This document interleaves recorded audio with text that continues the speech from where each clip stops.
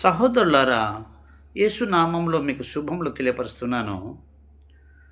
పరిశుద్ధ బైబిల్ గ్రంథంలో యోబు ఒక ప్రత్యేకమైనటువంటి గ్రంథము.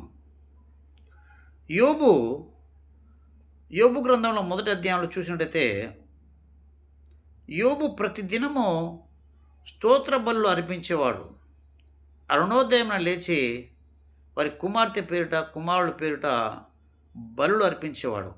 అంటే ప్రతి దినము ఆరాధన చేసే అనుభవము యోబుకు ఉన్నది. ఆ తరువాత దేవుడు ఆయనను ఉద్దేశించి ఆయన జీవితంలో అనేక శ్రమలొచ్చినాయి. వారి యొక్క ఆస్తి ధ్వంసమైనది.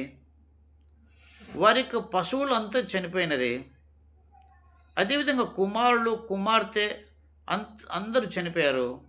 యోబు జీవితంలో ఆయన శరీరమంతా కురుపులతో నిండి ఆయన కూడా భయంకరంగా వ్యాధితో ఉన్నాడు. ఈ విధంగా మరి ఉన్నప్పుడు కొంతకాలం తర్వాత శ్రమల గుండా ఆయన ప్రయాణం చేస్తూ ఉన్నప్పుడు చివరిగా ఆయన విశ్వాసాన్ని ఎలా ప్రకటన చేశాడు, దేవునికి ఏ విధంగా ఆయన అర్థం చేసుకోగలిగాడు. యోబు గ్రంథంలో 42వ అధ్యాయము 1వ వచనంలో, అదేవిధంగా 2వ వచనం చూసినట్టయితే, నీవు సమస్త క్రియలను చేయగలవనియు. అంటే దేవుడు సమస్త క్రియలను చేయగలుగుతాడు. ఆయన ఏదైనా చేయగలుగుతాడు, ఎప్పుడైనా చేయగలుగుతాడు.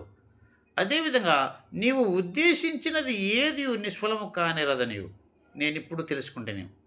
అంటే దేవుని యొక్క ఉద్దేశము ఎప్పుడు నిష్ఫలం కాదని యోబు తెలుసుకున్నాడు. కావున దేవుడు ఏదైనా చేయగలుగుతాడు, దేవుని ఉద్దేశం అన్నీ సఫలమవుతుంది అని ప్రతి విశ్వాసి తెలుసుకోవాల్సినటువంటి అవసరం ఉన్నది.